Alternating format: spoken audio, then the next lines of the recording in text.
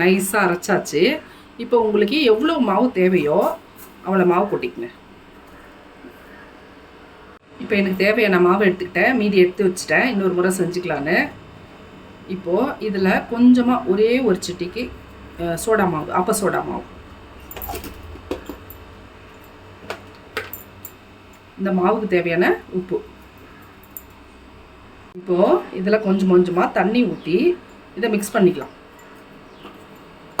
Mix பண்ணிவிட்டு காட்டுறேன். இது பாருங்கள், மிக்ஸ் பண்ணிட்டேன். இது மிக்ஸ் பண்ணும் போதே எவ்வளோ புசு புசு புசுன்னு வந்துடுச்சு பாருங்கள் மாவு. இதை ஒரு 10 நிமிஷம் வந்து ஊற வைங்க. இப்போ நீங்கள் ரெடிமேடாக பண்ணும் போது இப்போ வறுக்க போடுறதுல அரைக்க போகிறதுல ஏன்னா மொத்தமாக செஞ்சு வச்சுடுறோம்.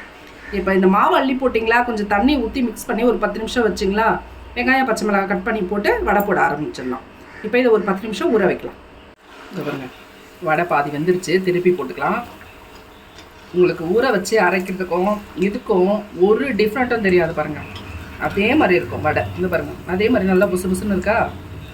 டேஸ்ட்டுமே அதை விட 1 இன்ச்சு மேலேயே இருக்கும். ஏன்னா நம்ம வறுத்து போடுறதுனால வேறு லெவலில் இருக்குது டேஸ்ட்டு.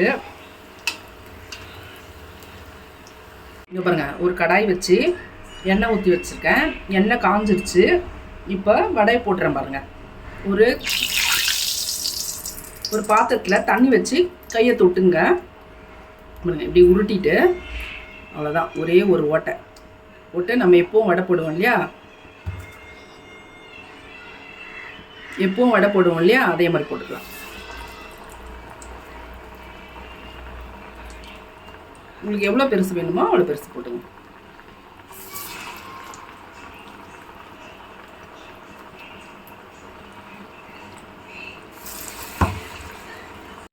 வடை வெந்துருச்சு, எடுத்துக்கலாம்.